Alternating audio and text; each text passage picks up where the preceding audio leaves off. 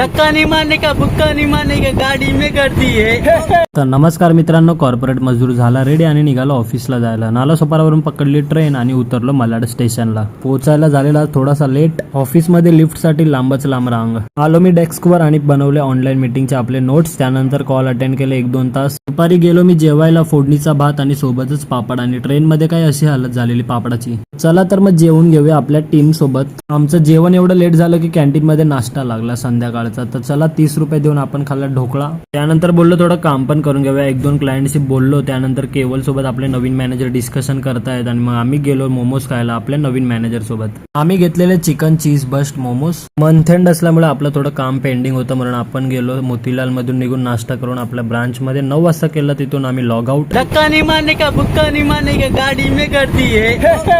ये लगेज का डब्बा है. घरी येऊन जेवून घेतलं आणि झोपेपर्यंत वाजलेला 1. तर चला उद्या परत जायचं.